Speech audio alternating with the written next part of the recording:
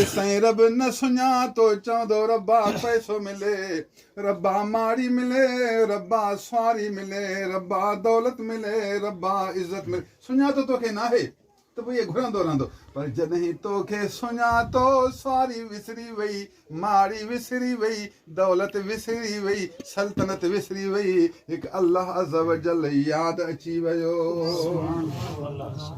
दीवाना कुनी व हर दो जहानश बख्शी, दीवाना ए तू हर दो जहां राज को न दो। आशिकन को मोहब्बत में इशार चया हज़ूर सल्लल्लाहु अलैहि वसल्लम जन इरशाद फरमाई, मां जो मज़ो तॾहिं ईंदो जॾहिं अल्लाह रसूल सां अहिड़ी मोहब्बत हुजे जो अल्लाह रसूल जी मोहब्बत खां वधीक ॿिए कंहिं सां बि मोहब्बत न हुजे। सभु हेठि हुजनि, हिन यार जो जोश सभिनि खां मथे हुजे। नंबर ॿी निशानी ॿुध, हाणे ॾिसो हिते मोहब्बत आई, ईमान जो कमाल बि त मोहब्बत आहे। किताब मुस्लिम किताबुल ईमान में, मिशकात किताबुल ईमान में हदीस आहे। मालूम त ईमान सिर्फ़ इहो अशहदु अल्ला इलाहा इल्लल्लाह न आहे, ईमान जी मिठास अल्लाह रसूल सां मोहब्बत सभिनि खां वधीक करणु आहे।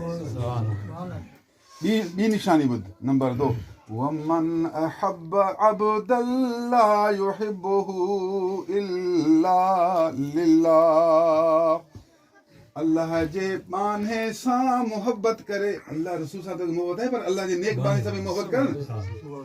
अल्लाह जे बाने सां मोहब्बत करे, पर इहा मोहब्बत बि सिर्फ़ अल्लाह जे लाइ करे। मूंखे तावीज़ ॾिनो आहे मोहब्बत कयां थो, दुआ कई शादी थी वई मोहब्बत कयां थो, खिलाफ़त ॾिनी मोहब्बत न ईअं न। यार जो चेहरो ॾिठो अल्लाह ते ईमान कामिल थियो, इन लाइ यार सां मोहब्बत आहे। ख़ुदा जे करे मोहब्बत कर न, अल्लाह जे करे मोहब्बत कर।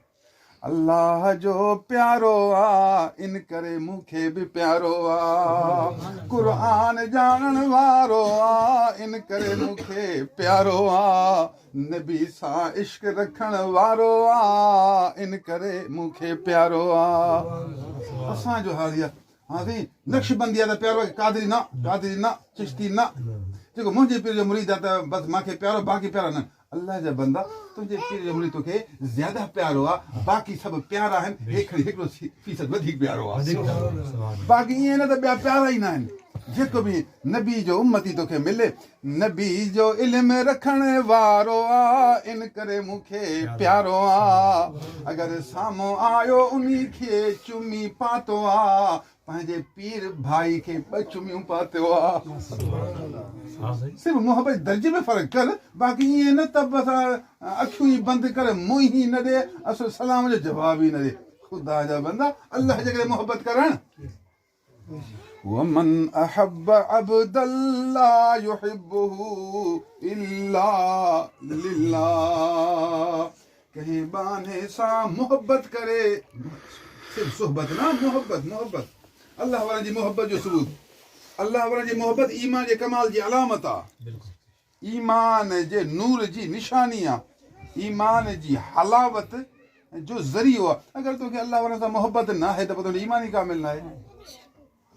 तोखे अल्लाह वारनि सां मोहब्बत न आहे, तुंहिंजो ईमान कामिल न आहे। दलील बुखारी जी हदीस आहे, वमन अहब अब्दल्ला युहिब्बुहु। मोहब्बत बि कहे, लेकिन ख़ालिस मोहब्बत, हाँ मफ़ाद वारी मोहब्बत न, नफ्स वारी मोहब्बत न, ख़्वाहिश वारी मोहब्बत न, अल्लाह जी रज़ा वारी मोहब्बत। हिकु अहब अब्दन, ॿियो ला युहिब्बुहु इल्ला लिल्लाह। उन सां मोहब्बत न करे मगर, हे हसर मुक़य्यद कर दिया, मुक़य्यद कि ये मोहब्बत सिर्फ ही सिर्फ और किसी काम के लिए ना हो, सिर्फ अल्लाह के लिए हो।